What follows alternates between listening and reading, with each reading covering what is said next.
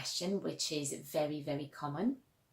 And the parent asked me, how should we inform our family, especially extended family or teachers, that our child suffer from selective mutism? Should we talk to them when our child is with us? What would be better?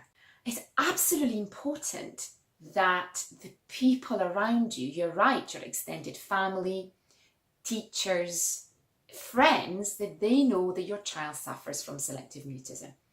I don't know if there is any right or wrong way of doing it, but I take the opportunity, or I would take the opportunity to let everyone know.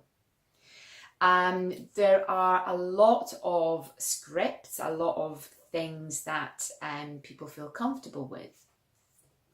For example, I send like a little letter or an email that people can send extended family, but not because you want them to know about your business, but you want to create the right environment.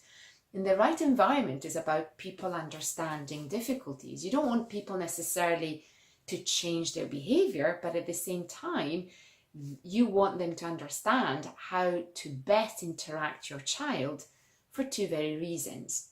The first one is then your child doesn't feel the pressure. And second of all, that your child will start communicating, so there isn't that barrier. So all the steps that you've been taking or your child has been taking doesn't fall apart because one person has been not informed. It's part of everybody kind of personality to ask questions and wanting to be curious.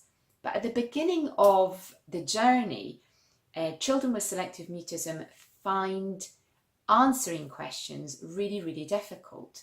So it is really important for people to understand not to do that.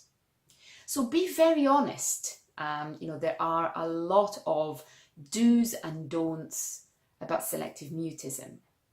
One of them is, for example, as I've just said, not to ask questions.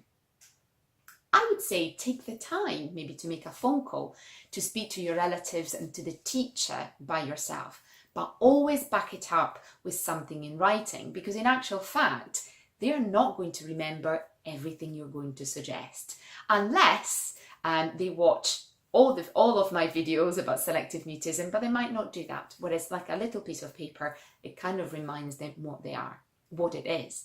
Because again, it's important for them to know that selective mutism is not a choice, that your child is really scared. Like you've got children scared or petrified of dogs and children that are petrified of speaking. I know it's a bit unusual, but that's what happens. Please don't ask questions. When you see my child, don't expect an answer back, but just comment. Something which makes sense. It is really difficult, especially for older children, older parents, so the grandparents, to understand. And I've had grandparents saying to me, oh, that's total nonsense, she will speak to me. But one of the biggest thing is people can't make their mission for that child to speak to them. If it happens that, for example, your child is there with you and you think, oh, I have not seen my auntie for a long time, or I've not seen such friend and she's asking my child a lot of questions, take the opportunity to talk to them very briefly about what's happening. Because I know that you are, embarrassed when your child doesn't speak. So the situation for the child is stressful, and we are confirming that speaking is anxiety provoking.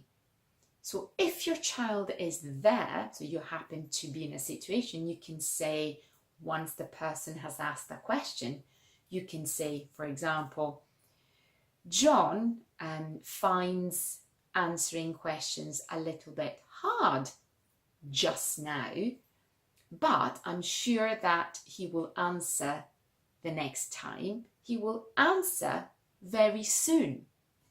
And listen to those words. So we are using the words, he can't do that yet he will speak very soon. So we are not saying he can't do it. We're not saying just now. And obviously there are many other techniques that we can use to empower kind of that situation. So I would take every opportunity. And the most exciting thing is that you would say, we are taking steps. We are on our road to recovery.